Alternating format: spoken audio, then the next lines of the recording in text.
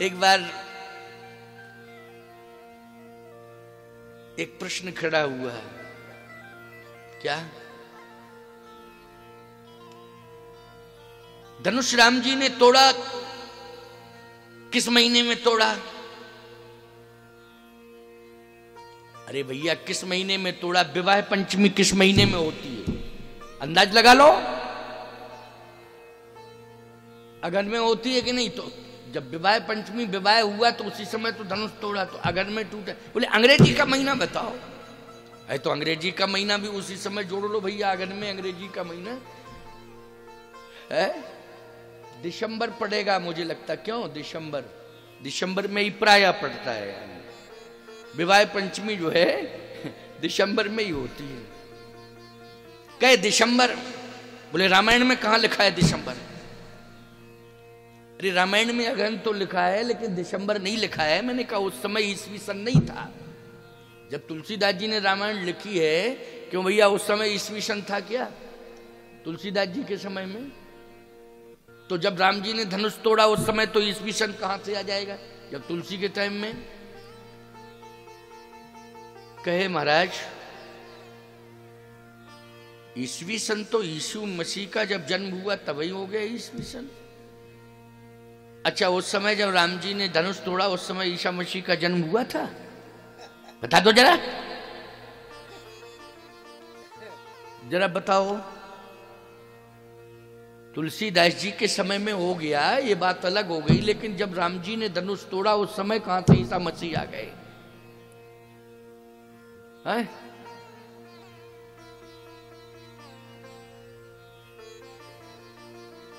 बोले महाराज रामायण आपने ठीक से पढ़ी नहीं। हमने कहा मैंने तो पढ़ी है लेकिन हो सकता है कि तुमने हमसे ज्यादा पढ़ी, तो तुम ही बता दो कहां लिखा है। बोले मैंने पूरी रामायण पढ़ी है और मैंने रामायण से ही निकाला है अंग्रेजी का ईसवी सन। हमने कहा भाई मैंने तो ध्यान नहीं दिया है लेकिन लिखा है तो तुम बताओ। बोले काछत लाभ जून धन तोरे। बोले जून के महीने में धनुष तोड़ा? अरे हमने कहा मूर्ख कहीं के, वो जून जुलाई अगस्त सितंबर अर्थ लगा रहा है। तो जून मानी जीर्ण शीर्ण है नहीं? क्यों भाई जीर्ण शीर्ण धर्म? वो जून मानी ईसवी सन अंग्रेजी का महीना जून। चुप। अपने आप पता नहीं कैसे कैसे लोग अर्थ कर लेते हैं। इसलिए मैं कहता हूं कि रामायण गीता प्रेस गोरखपुर ने इतनी अच्छी सुविधा दी है कि अर्थ भी नीचे दे दिया है। इतनी अच्छी सुविधा दी है गीता प्रेस गोरखपुर ने। छंद सोरठा चौपाई दुआ के नीचे अर्थ है। ये देखो रामायण रखी है, अर्थ है कि नहीं? नहीं समझ में आ रहा तो नीचे पढ़ लो ना ठीक से, किसका अर्थ क्या है। जून धन तोड़े, जून के महीने में धनुष तोड़ा। अपने आप लोग अर्थ लगा लेते हैं। बोले महाराज किस राम ने धनुष तोड़ा? मैंने कहा राम ने तोड़ा धनुष? कौन से राम ने तोड़ा है?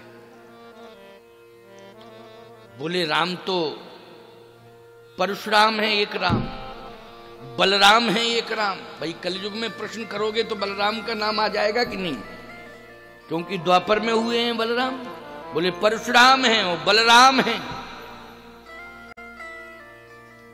तो हमने कहा परशुराम राम के पहले, परशुराम बलराम बाद में।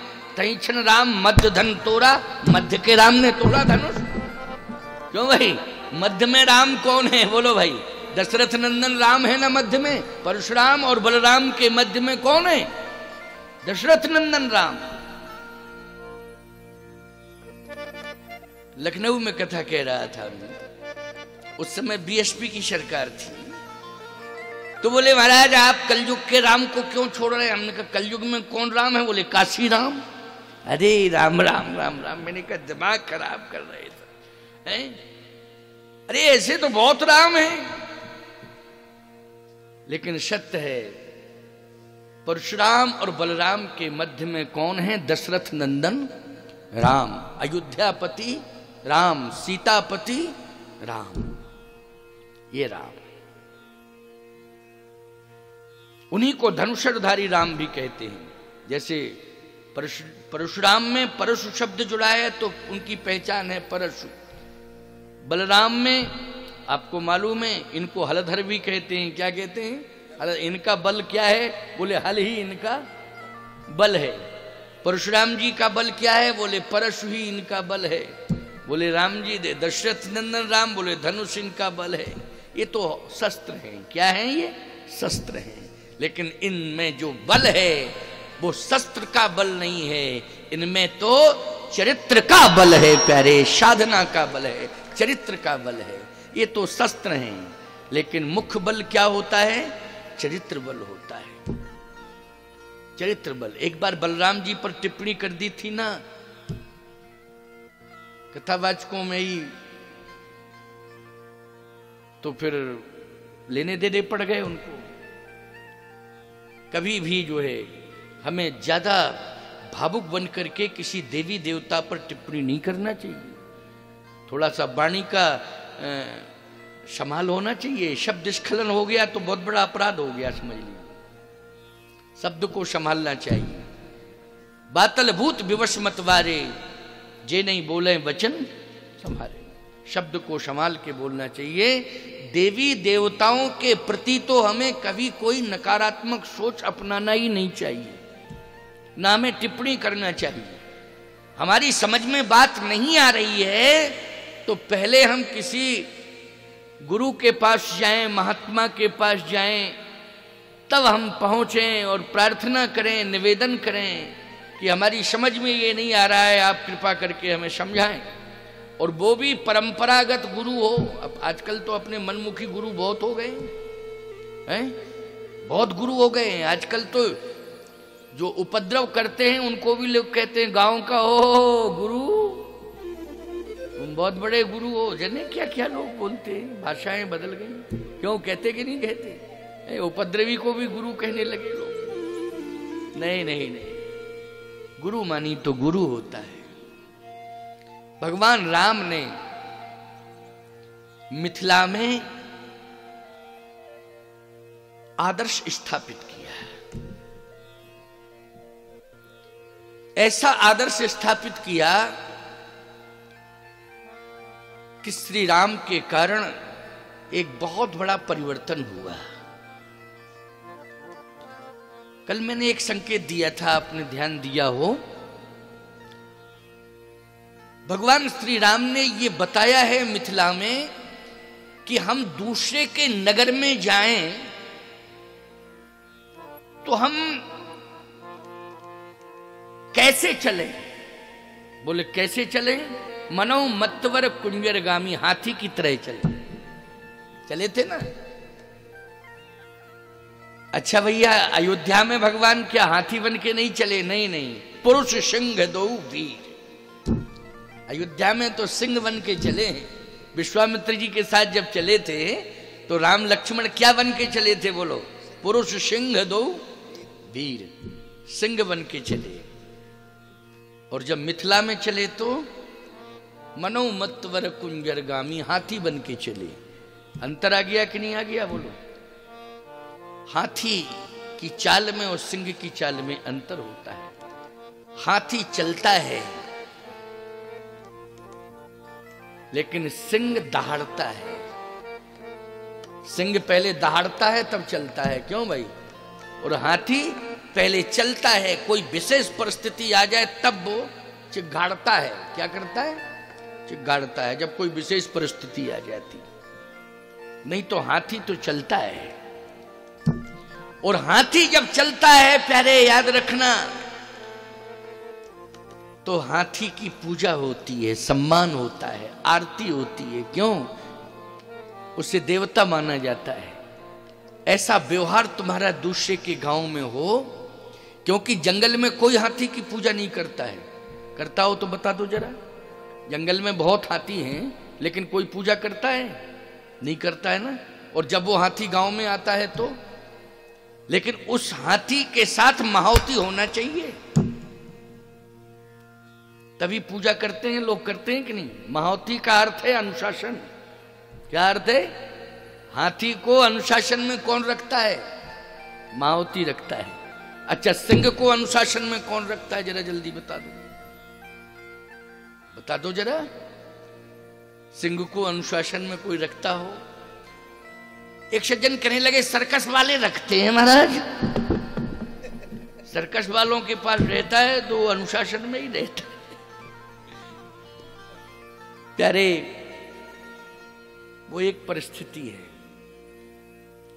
लेकिन याद रखना सर्कस के सिंह को कोई सर्कस नहीं मानता है, ओ सिंह नहीं मानता है सर्कस के सिंह को। सर्कस के सिंह को देखने में सिंह जैसा लगता है, लेकिन उसका आचरण श्वान जैसा हो जाता है। कैसा हो जाता है? श्वान जैसा हो जाता है। लोग पास में भी पहुंच जाते हैं, भले ही जो है प्रतिबंधित होता है वो थोड़ा सा, लेकिन कभी कभी तो वो सर्कस के सामने आ जाता है तो लोग भी पास में खड़े होते हैं, तो वो सिंह जैसी हरकत थोड़ी करता है। सर्कस का सिंह तो सिंह ही होता है, वो एक प्रकार से सामान्य स्थिति में हो जाता है। लेकिन सत्य तो यह है प्यारे, सिंह पशु संस्कृति में पैदा होता है, लेकिन याद रखना वो वीरता की पहचान रखता है। किसकी पहचान रखता है? वीरता की पहचान रखता है सिंह। लेकिन अगर सिंह बनना है तुम्हें, तो श्री राम जैसा अनुशासन रखो अपने आप में। क्या?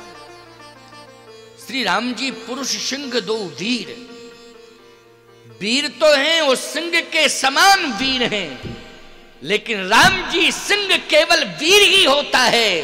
राम जी वीर के साथ साथ गंभीर भी हैं। सिंह गंभीर नहीं होता है, केवल वीर होता है। राम जी सिंह के वीर के साथ क्या है, जल्दी बोलो? गंभीर। बोलो है गंभीर की नहीं? इसलिए पुरुष सिंह दो वीर, हरस चले मुनि भय हरण। सिंह जब चलता है तो भय व्याप्त हो जाता है समाज में। राम जी जब चलते हैं तो समाज भय मुक्त हो जाता है, क्योंकि राम जी वीर तो हैं लेकिन गंभीर हैं। बोलो, तो आपको सिंह के समान वीर तो होना है, लेकिन सिंह के समान अधीर नहीं होना है, गंभीर होना है राम के समान। सिंह अधीर हो जाता है, वीर है लेकिन गंभीर नहीं होता है, अधीर हो जाता है, आक्रमण कर देता है कि नहीं, अनुशासन में नहीं रहता है। लेकिन राम जी सिंह के समान वीर तो हैं लेकिन गंभीर हैं। इसलिए हमें वीर बनना है, लेकिन श्री राम के समान गंभीर भी बनना है। ऐसा हमारा आचरण होना चाहिए।